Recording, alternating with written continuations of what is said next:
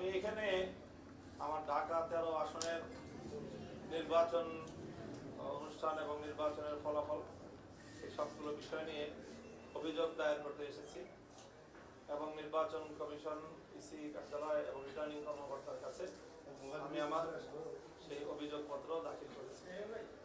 আমার প্রধানত অভিযোগ হলো যে আমার আসনে, ঢাকা 13 আসনে নির্বাচনের যে ফলাফল, জনগণের যে মতামত, সেই মতামত রেজাল্টের মধ্যে এবং যেই নির্বাচন কমিশনের পক্ষ থেকে পরিবেশিত যে ফলাফল প্রকাশিত সেই ফলাফলের মাধ্যমে জনগণের প্রকৃত মতামতের প্রতিফলন ঘটেনি।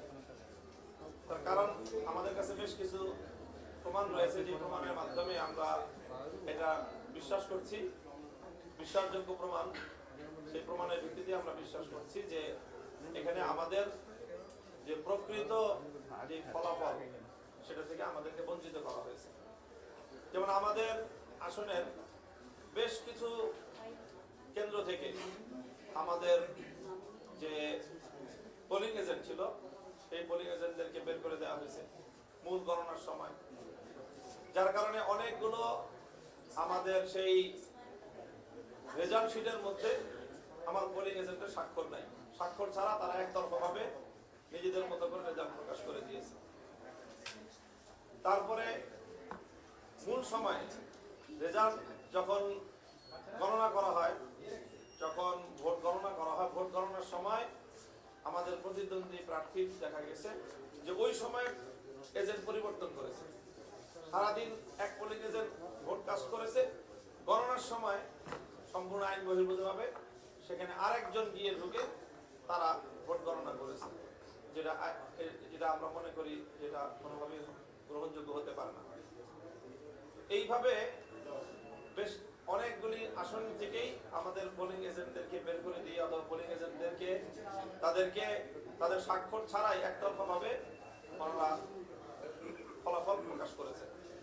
দ্বিতীয় হলো যেই ফলাফলগুলি প্রকাশ করেছে তার মধ্যে অনেকগুলোর মধ্যেই স্বাক্ষর নেওয়ার পরে গিয়ে ওরা ট্যাম্পারিং করেছে, এবং ট্যাম্পারিং যেই ফলাফলগুলিতে করেছেন, যেই শীটগুলিতে করেছেন, দেখা গেছে সবগুলো শীটে একটা জায়গাতেই ট্যাম্পারিং। একটা প্রার্থীর ভোটের মধ্যেই সেখানে ওভার রাইটিং, সেখানে কেটে সংখ্যা একটা জায়গায় আরেকটা বসানো হয়েছে, একটার উপর দিয়ে আরেকটা সংখ্যা লেখা হয়েছে। এই সবগুলি ঘটনা একজন প্রার্থীর ক্ষেত্রেই ঘটেছে, অন্য প্রার্থীদের ভোটের সংখ্যার মধ্যে এই ধরনের কোনো শীটের মধ্যে নেই। এটা হলো দ্বিতীয় ফার্স্টে প্রমাণ হয় যে পরিকল্পিতভাবে ভোট গণনার শেষে একজন প্রার্থীর ভোট বেশি দেখানোর জন্য সেখানে পরবর্তীতে সেটাকে ওভার রাইটিং করে ওটাকে বৃদ্ধি করে দেখানো হয়েছে। তৃতীয় অভিযোগ হলো যে নির্বাচন কমিশন যে ব্যালট পেপার দিয়েছে সেই ব্যালট পেপারে মানে 9 জন প্রার্থী হওয়ার কারণে 2টা কলামে, একটা কলামে 5টা রোতে 5 জন, আর একটা কলামে 4টা রোতে 4 জন। তো স্বাভাবিকভাবে প্রথম কলামের যে লাস্ট রোটার বিপরীত দিকে দ্বিতীয় কলামের সেই রোটা খালি। তো খালি থাকার কারণে এটাকে লাস্ট কলামের যে বাম দিকের যে রোটা ওইটার বরাবর একটা ঘর বলে মনে হয়। একটা ঘর বলে মনে হওয়াতে গণভোটের মধ্যে যেরকম হ্যাঁ না বাম পাশে লেখা ছিল, সিল মারার জায়গা ডান পাশে ছিল খালি জায়গায়। তো ঠিক ওরকম একইভাবে যদি কেউ চিন্তা করে থাকে গণভোটের মতো করে যে বাম পাশে প্রার্থী এবং প্রতীক, ডান পাশে তার খালি ঘর, সেখানে তাকে সিল মারতে হবে। তো সেইভাবে সিল মেরেছে প্রচুর ভোটার, এটা আমাদের কাছে প্রুফ আছে যে অনেক ভোটার সেখানে সিল দিয়েছে, এবং প্রতিটা ভোট কেন্দ্রে এই পরিমাণ ভোট এই কারণে বাতিল হয়েছে যেটার সংখ্যা আমাদের সাথে যদি যুক্ত করা হয় তারপর অনেক ব্যবধানে আমরা এখানে বেশি ভোট পাই।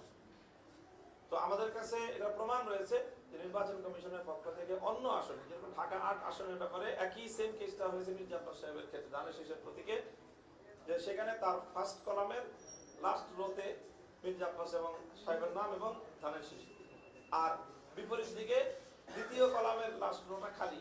তো সেখানে যেই সিলগুলি পড়েছে সেই সিলগুলোকে ধানের শীষের এই ভোট বলে গণ্য করার মর্মে নির্বাচন কমিশনের সিদ্ধান্ত আছে বলে আফরোজা আব্বাস সাহেব, যিনি বিএনপি নেত্রী, তার পক্ষ থেকে মিডিয়াতে স্পষ্ট ব্রিফিং আছে। এই সকল কারণে আমাদের আসনে ভোটের ব্যবধান হলো মাত্র 2320টি ভোট। আর আমাদের এই ভোট বাতিলকৃত ভোটের সংখ্যা আমার আসলে 4381। তো আমরা যেটা ধারণা করছি যে 4381-এর মধ্যে মোর দেন 80% ভোট, এটা আমার সেই ধরনের ভোট যেই ভোটটা নির্বাচন কমিশন বিভ্রান্ত করেছে জনগণকে, এবং সেই জনগণকে বিভ্রান্ত করার দায় আমি মনে করি জনগণের কাঁধে না চাপিয়ে নির্বাচন কমিশনের নিজেদের কাঁধে এটা দায় নেওয়া উচিত।